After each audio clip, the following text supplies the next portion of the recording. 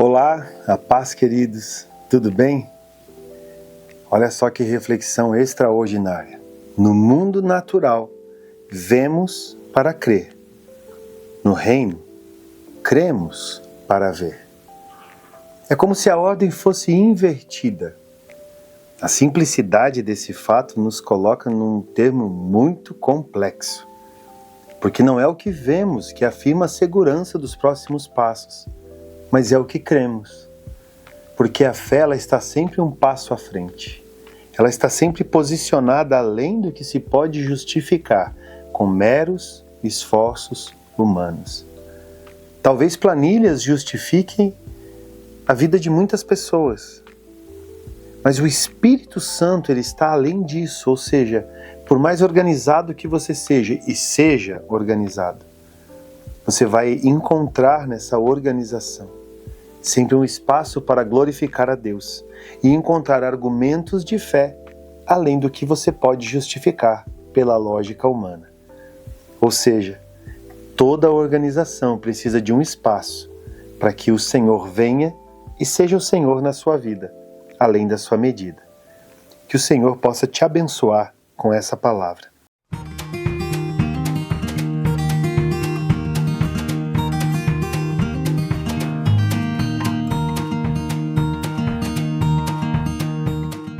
Olha só, nós temos uma reflexão extraordinária sobre a cruz como um portal, que é um verdadeiro caminho para o sobrenatural, que passa necessariamente pela renúncia. É como se você encontrasse na cruz o argumento necessário e suficiente para viver além da medida, além daquele termo da conquista, tudo eu estou conquistando, tudo é conquista, tudo é conquista, tudo é conquista. Querido, você já sabe lidar com renúncia? Você já ouviu falar sobre renúncia? A renúncia, ela não é algo que você despreza porque não lhe diz respeito. Você só pode renunciar àquilo que lhe diz respeito. Eu sou dono dos meus dias, eu sou dono da minha vida, eu sou dono da minha opinião, eu sou dono da minha verdade. Olha que interessante. Outras pessoas tentaram se apropriar da vida de Jesus, assumindo o senhorio sobre ele. Assim como Pilatos, dizendo, me fala alguma coisa para que eu possa te libertar. Eu tenho você nas minhas mãos. Jesus, sendo convicto do seu ato de renúncia, ele disse, a minha vida, ninguém toma, eu a dou. Ou seja, ser senhor dos seus dias de fato é significá-la a um nível mais elevado de movimentação. Jesus renunciou o fato de poder ser livre para se fazer preso, para se fazer punido, para se fazer passível de punição pelo ódio de pessoas que parece que não tinham nem ideia do que estavam fazendo. Obviamente estavam cumprindo as escrituras, mas estavam tomados por argumentos humanos e não se davam conta do que estava diante dos seus olhos. Jesus já vivia esse caminho para o sobrenatural pelo ambiente de renúncia que ele decidiu estabelecer, se fazendo voluntário a uma entrega extraordinária que mudou a vida de toda a humanidade.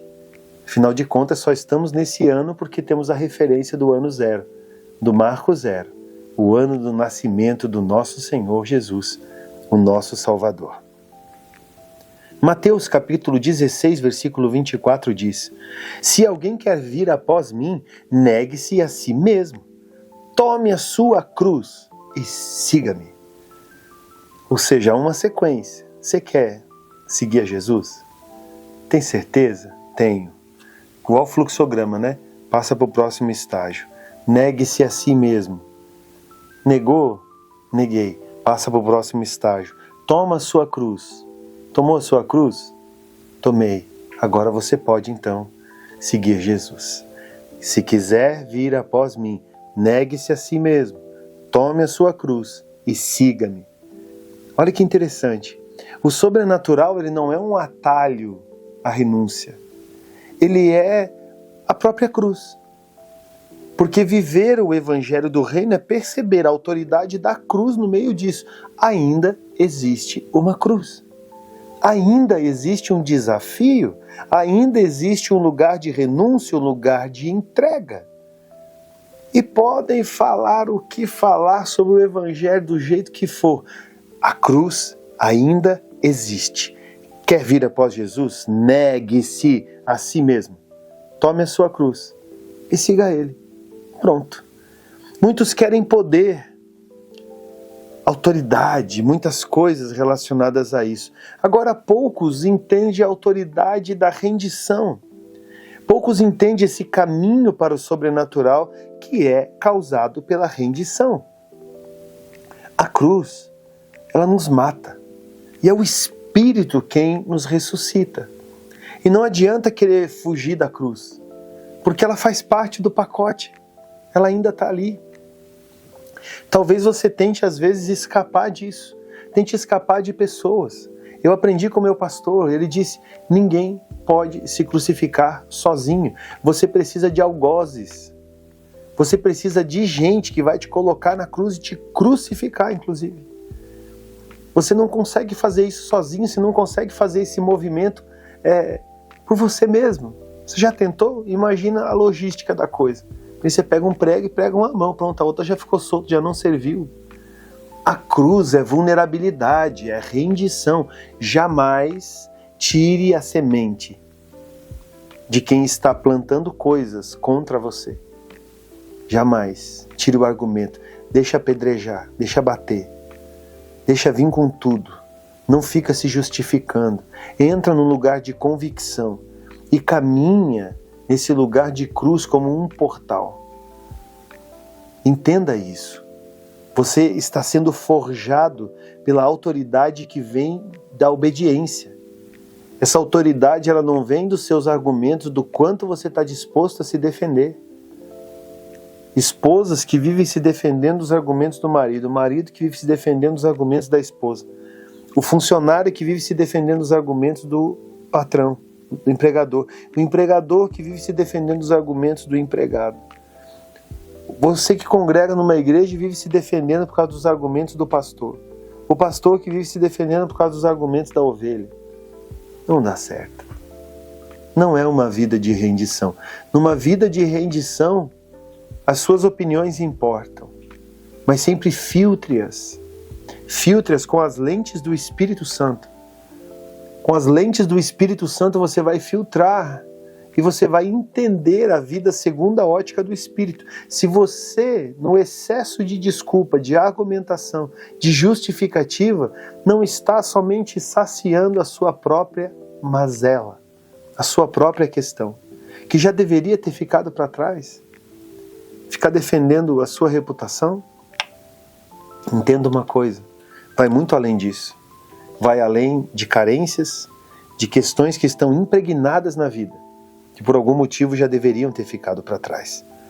Jesus viveu 30 anos em submissão antes mesmo de tornar o seu ministério público, através da realização de milagres, da afirmação do batismo, a vinda do Espírito sobre ele, todos os argumentos, trazendo discípulos a si, reunindo 12, reunindo 70, reunindo multidões em torno de si.